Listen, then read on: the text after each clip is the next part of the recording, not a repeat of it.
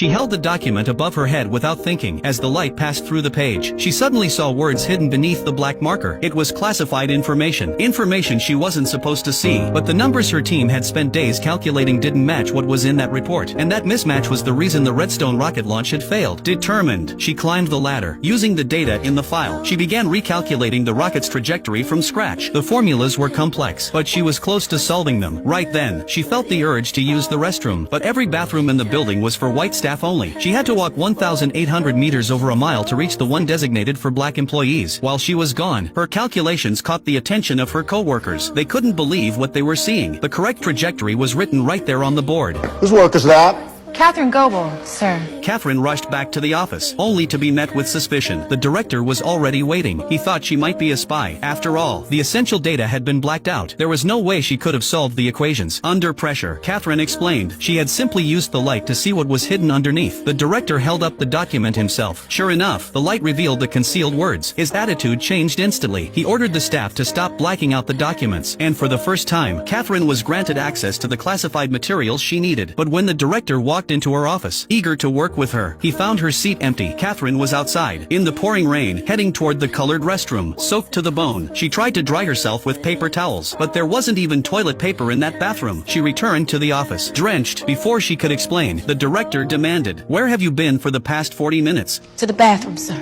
The bathroom.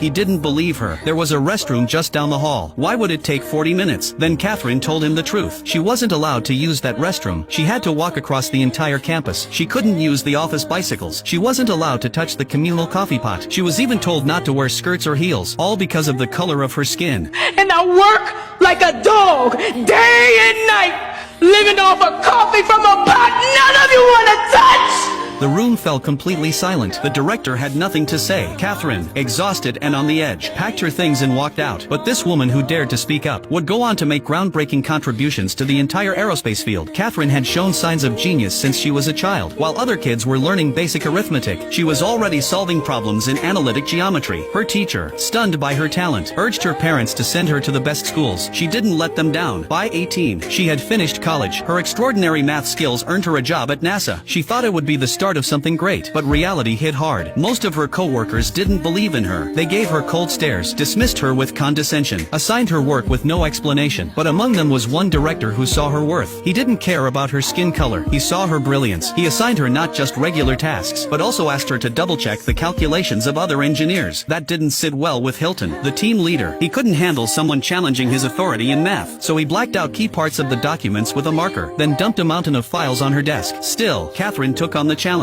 But each time she had to use the restroom, it cost her precious time. Even so, she never let her work fall behind. The stress was relentless. Coffee became her only comfort. But the moment she reached for the communal coffee pot, she felt eyes on her. The very next day, a tiny coffee pot appeared on her desk, marked with her name. She picked it up quietly. It was completely empty. She didn't complain. She believed that her talent would speak for itself. Before she could finish the first batch of files, another stack landed on her desk. It wasn't until nightfall that she finally caught up. But when she handed her work to the director, he tossed it in the trash without even glancing at it. It wasn't an insult. The data was already outdated. The director demanded more than just numbers. He wanted insight, foresight. He needed answers before problems even arose. Without that, they'd never get off the ground. To push things forward, he issued a hard order. Stay for endless overtime, or pack your bags and leave. Everyone chose to stay. They had no other option. They focused, pushed themselves to the limit. Then the director noticed Catherine was gone again. He waited 40 minutes before she returned. When he asked where she had been, Catherine let it all out. Everything she had endured. All the unfair treatment, all the silent suffering. And that brings us back to the moment we began. Catherine thought she was finished. She thought she'd be fired. But instead, the director tore the label off her coffee pot. He walked over to the restroom, ripped down the colored sign, and made a shocking announcement. One that didn't just change Catherine's life, but helped shape the future of human space exploration. Want to know what happened next? Follow me. I'll be sharing the rest of the story soon.